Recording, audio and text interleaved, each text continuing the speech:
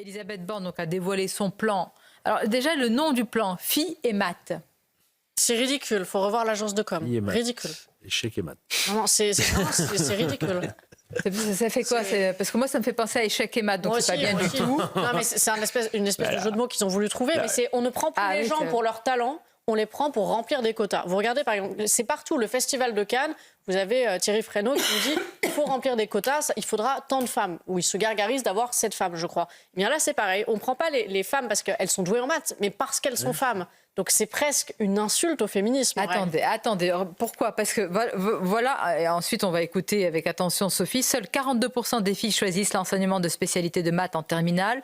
Au palier suivant, dans les formations supérieures conduisant au métier d'ingénieur ou du numérique, leur part tombe ensuite à 25% des effectifs. Non, mais attendez, c'est une proportion inchangée depuis 20 ans. C'est le choix aux femmes de leur propre carrière. Parce que là, elle nous dit non, vous n'êtes pas assez grande pour choisir votre carrière. Je vais vous imposer pour la moitié d'entre vous de faire des maths. Mais si on n'a pas envie de faire des maths, on ne fait pas de maths. Non, mais Attendez, on va en débattre juste après. De la politique, c'est-à-dire que c'est insupportable. Madame Borne et Hénard est censé être quelqu'un qui réfléchit. Ils n'ont plus aucune vision.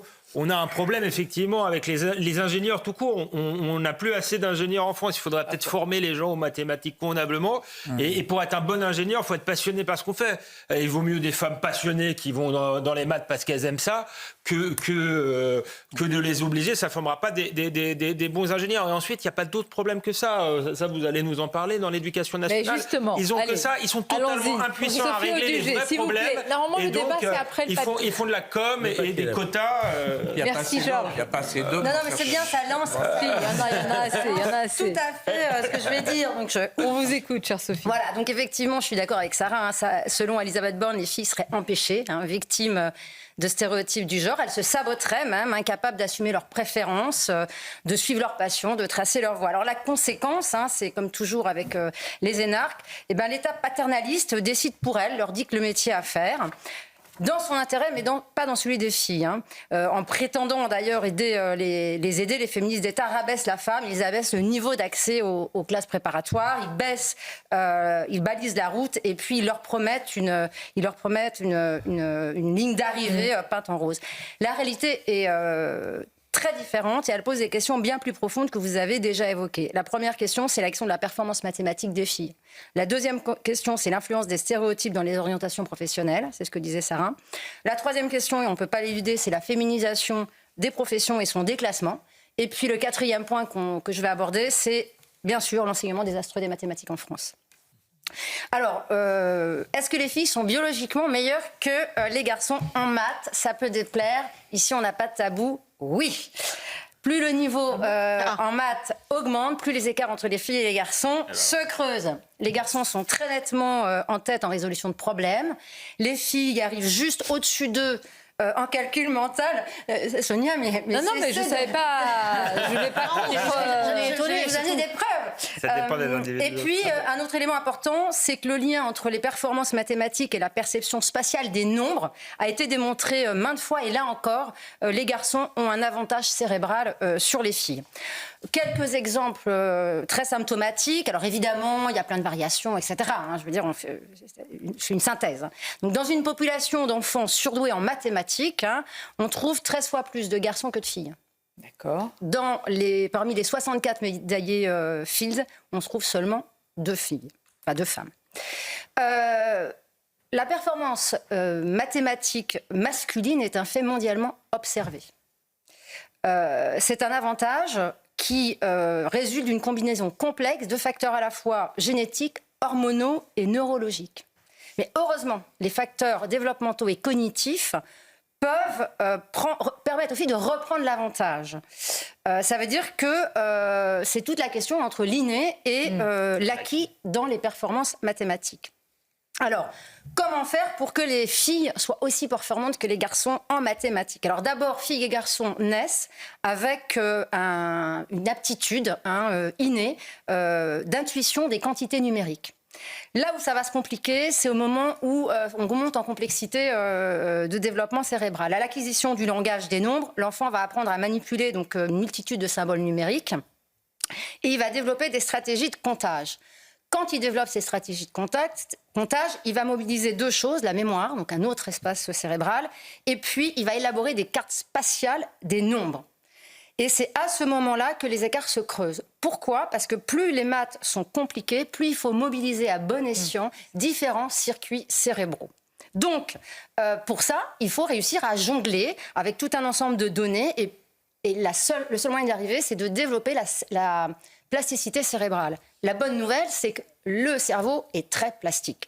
Donc, avec un très bon apprentissage des mathématiques, réalisé de manière très précoce, c'est-à-dire quand le cerveau est en pleine maturation, eh bien, les filles peuvent sans problème atteindre les performances des garçons.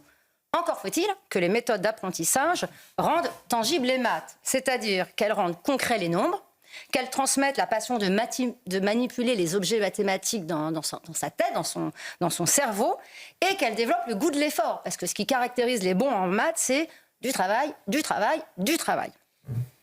Malheureusement, notre système éducatif est à la ramasse. Comme le dit l'éminent chercheur spécialiste en neuropsychologie et professeur au Collège de France, Stanislas Dehaene, par une conception erronée à la fois du cerveau et à la fois des mathématiques, la réforme dite des maths modernes a ravagé le sens mathématique de générations d'écoliers.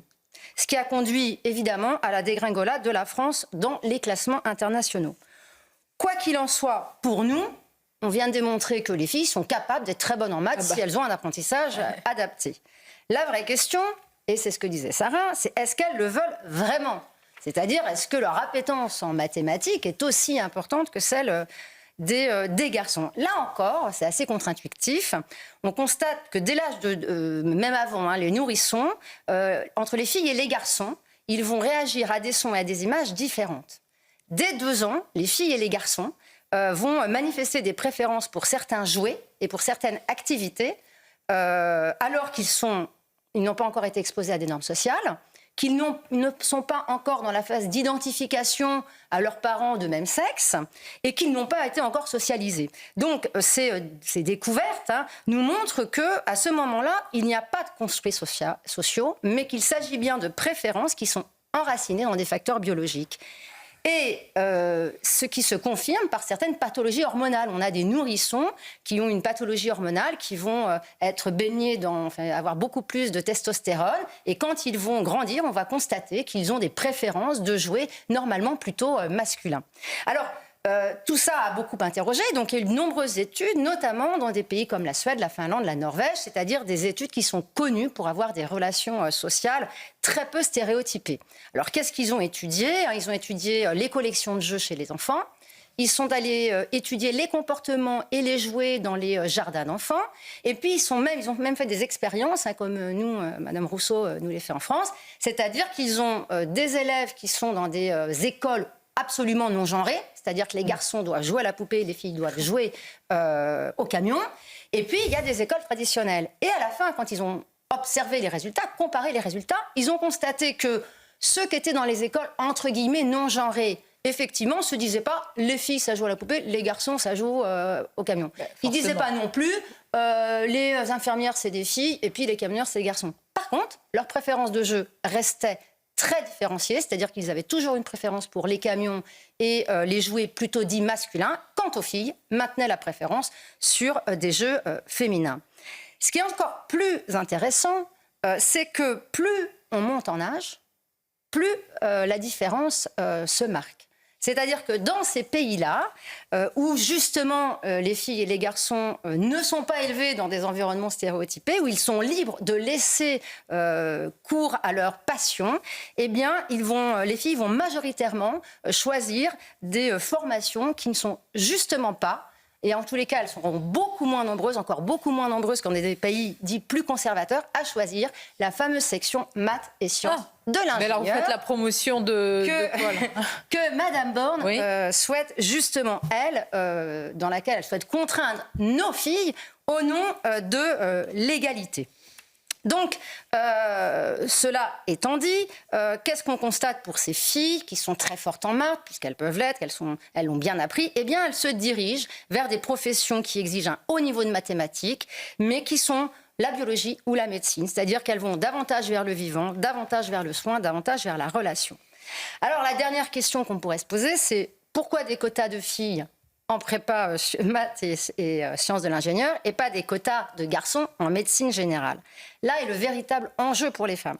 Puisque la féminisation d'un métier, on l'a déjà vu, s'accompagne presque toujours d'un déclassement, à la fois de prestige, à la fois salarial. En médecine, c'est frappant. C'est-à-dire qu'en 1950, on a 10% des médecins qui sont des femmes. En 2023, elles sont presque 52%. Et parmi ceux qui ont moins de 40 ans, elles représentent plus de 60%. Avec un déclassement, évidemment, du niveau social. On constate donc que la politique actuelle d'orientation genrée produit des effets économiques pervers. Le risque est donc de voir, avec une telle mesure, se produire la même chose dans l'ingénierie que ce qui vient de se produire en médecine.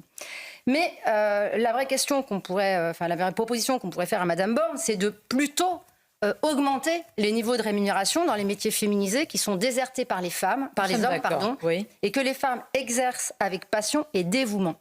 Si maintenant l'enjeu était de monter le niveau en maths, la première chose qu'il faudrait faire, c'est évidemment de réformer profondément l'enseignement des mathématiques et puis aussi la formation des professeurs, puisque comme l'a mis en avant l'Académie de Reims, au concours de professorat des écoles, eh bien, les futurs professeurs de nos enfants n'étaient pas capables de dire combien de 1 quart était contenu dans 1, ou de mettre en fraction 0,75.